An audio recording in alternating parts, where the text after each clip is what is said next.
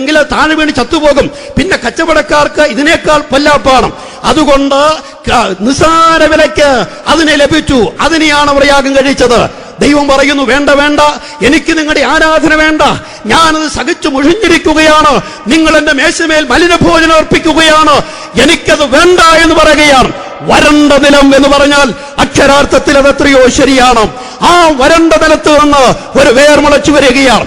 നമുക്കറിയാം, മലാഖിയുടെ കാലഘട്ടം കഴിഞ്ഞാൽ ദീർഘമായ 400 വർഷങ്ങൾ, 4 നൂറ്റാണ്ടുകൾ ദൈവം തന്റെ ജനത്തോട് ഒരക്ഷരം പോലും സംസാരിച്ചിട്ടില്ല. എത്ര ദുഃഖകരമായ കാര്യമാണത്. 400 കൊല്ലങ്ങൾ കഴിഞ്ഞപ്പോൾ മരുഭൂമിയിലൂടെ ഒരു യൗവനക്കാരൻ വരികയാണ്. അദ്ദേഹം ജനത്തെ അഭിസംബോധന ചെയ്യുന്നത് സഹോദരങ്ങളെ എന്നോ മാന്യമഹാജനങ്ങളെ ഒന്നൊന്നുമല്ല, സർപ്പസന്തതികളെ എന്നാണ്. ഇപ്പോൾ തന്നെ വൃക്ഷങ്ങളുടെ ചുവട്ടിൽ കോടാലി വെച്ചിരിക്കുന്നു. മാനസാന്തരപ്പെടാത്ത ജനം, വരണ്ടുണങ്ങിയ ഒരു പറ്റം ജനം. അവരോട് പറയുന്നു, ന്യായവിധി വന്നു കഴിഞ്ഞു, കോടാലി നിങ്ങളുടെ ചുവട്ടിൽ ഇപ്പോൾ വെച്ചു കഴിഞ്ഞു. വരണ്ട നിലമെന്ന് പറഞ്ഞിരിക്കുന്നത് അക്ഷരാർത്ഥത്തിൽ എത്രയോ ശരിയാണ്. നമ്മുടെ കർത്താവായ യേശുക്രിസ്തുവിന്റെ വംശാവലി മത്തായിയുടെ സുവിശേഷം 1-ാം അധ്യായത്തിൽ നമ്മൾ വായിക്കുന്നുണ്ട്. 4 സ്ത്രീകളെ അവിടെ പ്രത്യേകമായിട്ട് കാണുവാനായിട്ട് കഴിയും. ഒന്ന് താമാർ, മറ്റൊന്ന് രാഹാമ്, മറ്റൊന്ന് രൂത്ത്, 4-മതായി ബത്ശേബ. ഈ 4 സ്ത്രീകളെയും നമുക്കറിയാം, സമൂഹത്തിലേറെ പരാജയപ്പെട്ട സ്ത്രീകൾ, യാതൊരു വിലയുമില്ലാത്ത അധപ്പതനത്തിന്റെ പ്രതീകമായ സ്ത്രീകൾ. പ്രിയപ്പെട്ടവരെ, വരണ്ട നിലമെന്ന് പറഞ്ഞാൽ അത് എത്രയോ ശരിയാണ്. എന്നാൽ ആ വരണ്ട നിലത്ത് നിന്ന് ഒരു വേർ മുളച്ചു വരികയാണ്. അതുകൊണ്ടാണ് ദൈവത്തിന്റെ വചനം പറയുന്നത്, ഇരുട്ടിലിരുന്ന ജനം വലിയൊരു വെളിച്ചം കണ്ടു. കൂരിരുട്ടിലിരുന്ന ജനം ചെറിയൊരു വെളിച്ചമല്ല, വലിയൊരു വെളിച്ചം, ലോകത്തെ പ്രകാശിപ്പിക്കുന്ന അത്ഭുത വെളിച്ചം. ആ വെളിച്ചം ആളുകൾ കാണുകയാണ്. വിദ്വാൻമാരെ കുറിച്ച് നമുക്കറിയാം, അവർ നക്ഷത്രത്തെ ലക്ഷ്യമാക്കിയായിരുന്നു യാത്ര ചെയ്തിരുന്നത്. നക്ഷത്രം ഒരു സ്ഥലത്ത് നിന്നപ്പോൾ അവരും അവിടെ നിൽക്കുകയാണ്. ആ വെളിച്ചമായവൻ, ദൈവത്തിന് സ്തോത്രം, വരണ്ട നിലത്ത് നിന്ന് വേർ മുളച്ചു വരുന്നത് പോലെ ഈ ചരിത്രത്തിൽ ഏതൊരുവൻ വളർന്നു വന്നുവോ അവനത്രേ യഹോവയുടെ ഭുജം എന്ന് പറയുന്നത്. നമുക്കറിയാമോ, നമ്മുടെ കർത്താവായ യേശുക്രിസ്തുവാർ ലോകത്തിന് മധ്യഭാഗത്ത് ജനിച്ച, ഗലീലയിൽ പ്രസംഗിച്ച, നസ്രയത്തിൽ വളർന്ന, മനുഷ്യവർഗത്തിന്റെ പാപങ്ങളുടെ പരിഹാരത്തിന് വേണ്ടി കാൽവറിയിലെ ക്രൂശിൽ മരിച്ച, അടക്കപ്പെട്ട് ഉയർത്തെഴുന്നേറ്റ് ഇന്നും ജീവിക്കുന്ന അതുല്യ പുരുഷനായ കർത്താവായ യേശുക്രിസ്തു, അവനത്രേ യഹോവയുടെ ഭുജം എന്ന് പറയുന്നത്. 2-ാമത്തെ ആശയത്തിലേക്ക് നമുക്ക് വരാം. അതിന് 4-ാം വാക്യം നമുക്ക് നോക്കാം. 4-ാം വാക്യം, യെശയ്യാ 53-ന്റെ 4-ാം വാക്യം. സാക്ഷാൽ നമ്മുടെ രോഗങ്ങളെ അവൻ വഹിച്ചു. മതി. സാക്ഷാൽ നമ്മുടെ രോഗങ്ങളെ വഹിച്ചവൻ ആരാണോ അവനത്രേ യഹോവയുടെ ഭുജം. സാക്ഷാൽ നമ്മുടെ രോഗങ്ങളെ വഹിച്ചവൻ അവനാണ് യഹോവയുടെ ഭുജം. മാനവജാതിയുടെ സാക്ഷാൽ രോഗത്തെ വഹിച്ച വ്യക്തി, മാനവജാതിയുടെ രോഗത്തെ വഹിച്ചവൻ എന്നല്ല ഇവിടെ പറഞ്ഞിരിക്കുന്നത്. ദ റിയൽ സിക്ക്, സാക്ഷാൽ രോഗം. ആ രോഗത്തെ ഏതൊരുവൻ വഹിച്ചിട്ടുണ്ടോ, ഏതൊരുവൻ സ്വന്തം തോളിൽ ഏറ്റെടുത്തിട്ടുണ്ടോ അവനാണ് യഹോവയുടെ ഭുജം എന്ന് പറയുന്നത്. എന്റെ പ്രിയപ്പെട്ടവരെ, മനുഷ്യവർഗത്തിന്റെ സാക്ഷാൽ രോഗം എന്ന് പറയുന്നത് ക്യാൻസറോ അതുപോലെയുള്ള മാരകമായ രോഗങ്ങളോ ഒന്നും തന്നെയല്ല. മനുഷ്യവർഗത്തിന്റെ സാക്ഷാൽ രോഗമെന്ന് പറയുന്നത് അവന്റെ ആന്തരികമായ രോഗമാണ്. വിലാപങ്ങളുടെ പുസ്തകത്തിൽ നാം ഇങ്ങനെ വായിക്കുന്നുണ്ട്, ഞങ്ങൾ പാപം ചെയ്തതുകൊണ്ട് ഞങ്ങൾക്ക് അയ്യോ കഷ്ടം, ഞങ്ങളുടെ ഹൃദയത്തിന് രോഗം പിടിച്ചിരിക്കുന്നു. ഈ പ്രവാചകനായ യെശയ്യാ തന്നെ 1-ാം അധ്യായത്തിൽ ഇങ്ങനെയാണ് പറയുന്നത്, അയ്യോ പാപമുള്ള ജാതി, അകൃത്യഭാരം ചുമക്കുന്ന ജനം, വഷളായി നടക്കുന്ന മക്കൾ. അങ്ങനെ പറഞ്ഞ് താഴേക്ക് വരുമ്പോൾ ഇങ്ങനെയാണ് കാണുന്നത്, അടി തൊട്ട് മുടി വരെ ഒരു സുഖവുമില്ല, മുറിവും ചതവും പഴുത്ത വ്രണവും മാത്രമേ ഉള്ളൂ. അവയെ വെച്ചു കെട്ടിയിട്ടില്ല, ഞെക്കി കഴുകിയിട്ടില്ല, എണ്ണ പുരട്ടി ശമിപ്പിച്ചിട്ടുമില്ല. ആ വിധത്തിൽ ആപാദചൂടം പാപരോഗം സംഭവിച്ചിരിക്കുന്ന ആളുകൾ, അതാണ് പ്രിയപ്പെട്ടവരെ മനുഷ്യന്റെ ശാരീരിക സാക്ഷാൽ രോഗം എന്ന് പറയുന്നത്. മനുഷ്യവർഗത്തിന്റെ സാക്ഷാൽ രോഗം ആന്തരികമായ രോഗം തന്നെയാണ്. ആ രോഗത്തെ ഏതൊരുവൻ വഹിച്ചു ക്രൂശിന്മേൽ കയറിയിട്ടുണ്ടോ അവനത്രേ യഹോവയുടെ ഭുജം. ഇന്ന് രാത്രി ഞാൻ വളരെ സ്പഷ്ടമായിട്ട് പറയട്ടെ, ദൈവപുത്രനായ യേശു മനുഷ്യവർഗത്തിന്റെ ശാരീരിക രോഗത്തെ വഹിച്ചുകൊണ്ടല്ല ക്രൂശിൽ കയറിയത്, മനുഷ്യവർഗത്തിന്റെ ശാരീരിക രോഗം അവൻ തന്റെ ശരീരത്തിൽ ഏറ്റെടുത്തില്ല, മറിച്ച് ആന്തരികമായ രോഗമാണ്, പാപരോഗമാണ്. അതിനെയാണ് നമ്മുടെ കർത്താവ് ഏറ്റെടുത്തത് എന്ന് കാണുവാനായിട്ട് കഴിയും. ഒട്ടനവധി വാക്യങ്ങളോട് ഞാൻ വിശദീകരിക്കുന്നില്ല. 1 പത്രോസ് 2:24 അവൻ നമ്മുടെ പാപങ്ങളെ ചുമന്നുകൊണ്ട് ക്രൂശിന്മേൽ കയറി. നമ്മുടെ രോഗങ്ങളെ അല്ല, നമ്മുടെ പാപങ്ങളെ ചുമന്നുകൊണ്ട് ക്രൂശിന്മേൽ കയറി. 2 കൊരിന്ത്യർ 5:11 പാപമറിയാത്തവനെ നാം അവനിൽ ദൈവത്തിന് നീതിയാകേണ്ടതിന് അവൻ നമുക്ക് വേണ്ടി പാപമാക്കി എന്നാണ് നമ്മൾ കാണുന്നത്. എബ്രായർ 1:3 വായിക്കുന്നു, അവൻ പാപങ്ങൾക്ക് പരിഹാരമുണ്ടാക്കിയ ശേഷം. യെശയ്യാ 1:18 പറയുന്നു, വരുവീൻ നമുക്ക് തമ്മിൽ വാദിക്കാം, നിങ്ങളുടെ പാപങ്ങൾ രക്താംബരം പോലെ കടിഞ്ചുവപ്പായിരുന്നാലും ഞാൻ അതിനെ ഹിമം പോലെ വെളുപ്പിക്കും. പാപങ്ങൾ അതിനെ വെളുപ്പിക്കാം, അത് പരിഹരിക്കാം എന്നാണ് കർത്താവ് പറയുന്നത്. പ്രിയപ്പെട്ടവരെ, മനുഷ്യവർഗത്തിന്റെ പാപരോഗം വഹിച്ചവൻ ആരാണോ അവനത്രേ യഹോവയുടെ ഭുജം എന്ന് പറയുന്നത്. നമുക്കറിയാം, പാപരോഗമാണ് വാസ്തവത്തിൽ മനുഷ്യനെ വീർപ്പ് മുട്ടിക്കുന്നത്. നമ്മുടെ ചുറ്റുപാടും കാണുന്ന എത്രയോ പാപത്തിന്റെ പേക്കൂത്തുകൾ നമുക്ക് മനസ്സിലാക്കുവാനായിട്ട് കഴിയും. പാപം എന്ന് മനുഷ്യനെ ഏറെ അസ്വസ്ഥനാക്കിക്കൊണ്ടിരിക്കുകയാണ്. പാപത്തിന്റെ അഴുക്കുചാലുകൾ മനുഷ്യൻ ആവോളം വലിച്ചു കുടിച്ചുകൊണ്ടിരിക്കുകയാണ്. എത്ര സങ്കടകരമായ കാര്യമാണ്. പക്ഷേ ഈ പാപരോഗത്തിൽ നിന്ന് മനുഷ്യജാതിക്കൊരു ഉദാഹരണം വരണമെന്ന് മതങ്ങളും മത നേതാക്കന്മാരും ഒക്കെ വളരെ തലപുകഞ്ഞ് ആലോചിക്കുന്നുണ്ട്. അതിനുവേണ്ടിയുള്ള ഒട്ടനവധി കർമ്മ പദ്ധതികൾ നമ്മുടെ ചുറ്റുപാടും നടക്കുന്നതുമുണ്ട്. വാസ്തവം പറഞ്ഞാൽ ഈ പാപരോഗത്തിനുള്ള വിടുതൽ എന്ന് പറയുന്നത് ഈ കാലഘട്ടത്തിൽ തുടങ്ങിയ ഒന്നല്ല, പണ്ടു മുതൽ തന്നെ അതുണ്ടായിരുന്നു എന്ന് കാണുവാനായിട്ട് കഴിയും.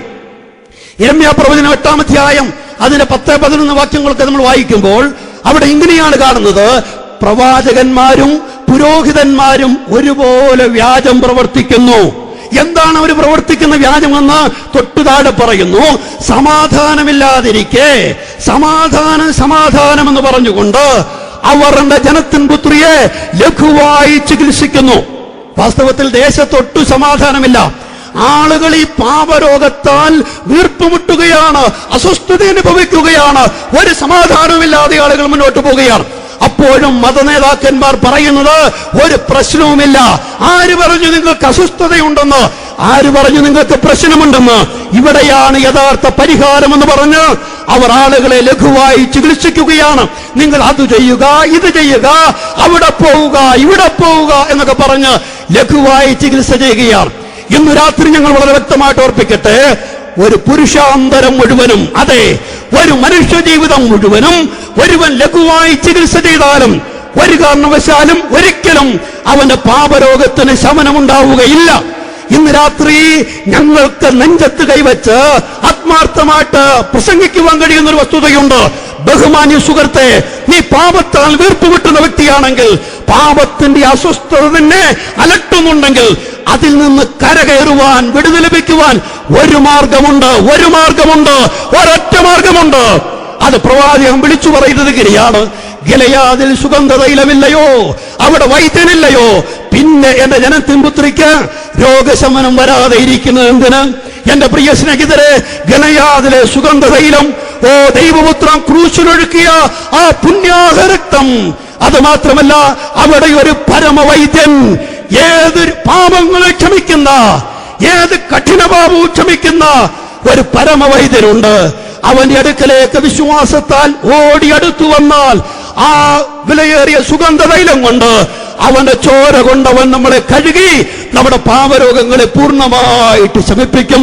ആ രക്താഭിഷിക്തമായ മരക്കുരിശിന്റെ ചുവട്ടിലേക്ക് വിശ്വാസത്താൽ ആര് ഓടി അടുത്തു വരുമോ, കർത്താവേ ഞാനൊരു പാപരോഗിയാണ്, എനിക്കൊരു സ്വസ്ഥതയുമില്ല, ഞാൻ ആകെ അവശനായിക്കൊണ്ടിരിക്കുന്നു, അങ്ങനെയുള്ള ഭാരത്തോടുകൂടി ഏതൊരു വ്യക്തി ക്രൂശിന്റെ അടുക്കിലേക്ക് എടുത്തു വരുമോ അവർക്ക് സമ്പൂർണമായ സൗഖ്യമുണ്ട്. കർത്താവായ യേശുവിന്റെ രക്തം സകല പാപവും പോക്കി നമ്മെ ശുദ്ധീകരിക്കുന്നു. ദൈവം നമ്മെ സഹായിക്കട്ടെ. മാനവജാതിയുടെ സാക്ഷാൽ രോഗം വഹിച്ച പുരുഷനാരാണോ അവനത്രേ യഹോവയുടെ ഭുജം. എന്റെ പ്രിയ സ്നേഹിതരെ, നമ്മുടെ വാഴ്ത്തപ്പെട്ട കർത്താവായ യേശു തന്നെയാണ്. അവൻ നമ്മുടെ രോഗം വഹിച്ചത് കൊണ്ടാണ് നാം ഇന്ന് സുഖം അനുഭവിക്കുന്നത്, നാം ഇന്ന് ആനന്ദം അനുഭവിക്കുന്നത്. ദൈവത്തിന് സ്തോത്രം. അവൻ യഹോവയുടെ ഭുജമാണ്. മൂന്നാമത്തെ ആശയത്തിലേക്ക് നമുക്ക് വരാം. മൂന്നാമത്തെ ആശയം 9-ാം വാക്യം നമുക്ക് നോക്കാം. 9-ാം വാക്യത്തിൽ മൂന്നാമത്തെ ആശയം നമുക്ക് കാണുവാനായിട്ട് കഴിയും. അവൻ സാഹസമൊന്നും ചെയ്യാതെയും അവന്റെ വായിൽ വഞ്ചനയൊന്നും ഇല്ലാതെയും ഇരുന്നിട്ടും അവർ അവന് ദുഷ്ടന്മാരോടുകൂടെ ശവക്കുഴി കൊടുത്തു. സാഹസം ഒന്നും ചെയ്യാതെയും വായിൽ വഞ്ചനയൊന്നും ഇല്ലാതെയും ഇരുന്നിട്ടും ദുഷ്ടന്മാരോടുകൂടെ ശവക്കുഴി ലഭിച്ച വ്യക്തി ആരാണോ അവനത്രേ യഹോവയുടെ ഭുജം. നമുക്കറിയാം, ലോക സാമ്രാജ്യങ്ങളിൽ അത്യുന്ന സാമ്രാജ്യമാണ് റോമൻ സാമ്രാജ്യം. അവരുടെ നിയമങ്ങൾ അലംഘനീയമാണ്. എന്നാൽ ആ നിയമങ്ങൾക്ക് യാതൊരു വിലയും കൽപ്പിക്കാതെ പാപമില്ലാത്ത ഒരു പുണ്യപുരുഷന് ദുഷ്ടന്മാരോടുകൂടെ ഒരു മരണം കൊടുക്കുകയാണ്. ഇവിടെ ശവക്കുഴി കൊടുത്തു എന്ന് പറഞ്ഞാൽ അധർമ്മികളുടെ നടുവിൽ അവനെ ക്രൂശിച്ചു, കൊന്നുകളഞ്ഞു എന്നുള്ള ആശയമാണ് ഇവിടെ അർത്ഥമാകുന്നത്. പാപം ചെയ്ത രണ്ടു ദുഷ്ടന്മാരുടെ നടുവിൽ ഒരു പാപവും ചെയ്യാത്ത അരുമരക്ഷകൻ ക്രൂശിക്കപ്പെടുന്നു. അങ്ങനെ ക്രൂശിക്കപ്പെട്ട വ്യക്തി ആരാണോ അവനത്രേ യഹോവയുടെ ഭുജം. നമുക്കറിയാം, നമ്മുടെ കർത്താവിനെ പോലെ പരിപാവനായി വേറെ ആരെയും നമുക്ക് കാണുവാൻ കഴിയുകയില്ല. പൗലോസ് അപ്പോസ്തലൻ പറയുന്നു അവൻ പാപമറിയാത്തവനാണ്. പത്രോസ് പറയുന്നു അവൻ പാപം ചെയ്തിട്ടില്ല. യോഹന്നാൻ പറയുന്നു അവനിൽ പാപമില്ല. പാപമറിയാത്തവനായി, പാപം ചെയ്തിട്ടില്ലാത്തവനായി, പാപമില്ലാത്തവനായി ഈ ചരിത്രത്തിലൂടെ, ഈ ഭൂപ്പരപ്പിലൂടെ, ഈ മൺതരികളിലൂടെ ചവിട്ടി ഒരുവൻ മാത്രമേ മുന്നോട്ട് പോയിട്ടുള്ളൂ. അവനത്രേ നമ്മുടെ ഹൃദയത്തിന്റെ ആവേശമായിരിക്കുന്ന, നമ്മുടെ രക്ഷിതാവായിരിക്കുന്ന കർത്താവായ യേശുക്രിസ്തു. അവൻ പാപമറിയാത്തവനാണ്. യൂദയെ പറഞ്ഞ് നമുക്കറിയാം, ഞാൻ കുറ്റമില്ലാത്ത രക്തത്തെ കാണിച്ചു കൊടുത്തതിനാൽ പാപം ചെയ്തു. അവനെ വിസ്തരിച്ച് പ്രഖ്യാപിച്ച പീലാത്തോസ് പൊതുജനത്തിന് മുമ്പാകെ കൈ കഴുകുകയാണ്. ഇവന്റെ രക്തത്തിൽ എനിക്ക് കുറ്റമില്ല. അവന്റെ ഭാര്യ പറയുന്നു, ഈ നീതിമാന്റെ കാര്യത്തിൽ നിങ്ങൾ ഇടപെടരുത്. കാൽവറിയിലെ ക്രൂശിൽ അവൻ മരിക്കുന്നത് കണ്ട ശതാധിപൻ പറയുന്നു, ഇവൻ വാസ്തവമായി നീതിമാനായിരുന്നു. തന്റെ ശത്രുക്കളുടെ മുമ്പിൽ നിന്നുകൊണ്ട് യേശു കർത്താവ് മുഖത്തിനു നേരെ വിരൽ ചൂണ്ടി ചോദിക്കുകയാണ്, നിങ്ങളിൽ ആർക്ക് എന്റെ പാപത്തെ കുറിച്ച് ബോധം വരുത്തുവാൻ കഴിയും എന്ന് പറഞ്ഞാൽ, നിങ്ങളിൽ ആർക്കെങ്കിലും ഒരാൾക്കെങ്കിലും എന്റെ ജീവിതത്തിൽ ഒരു ചെറിയ തെറ്റെങ്കിലും കാണിക്കുവാൻ കഴിയുമോ? എല്ലാവരും പഞ്ചപുച്ഛമടക്കി മടങ്ങിപ്പോയപ്പോൾ ദൈവപുത്രൻ മാത്രം വിജയശ്രീലാളിതനായി അവിടെ നിൽക്കുകയാണ്. അവൻ പാപം അറിയാത്തവനാണ്. ഇങ്ങനെ ഒരു സാഹസവും ചെയ്യാത്ത, ഒരു വഞ്ചനയും ചെയ്യാത്ത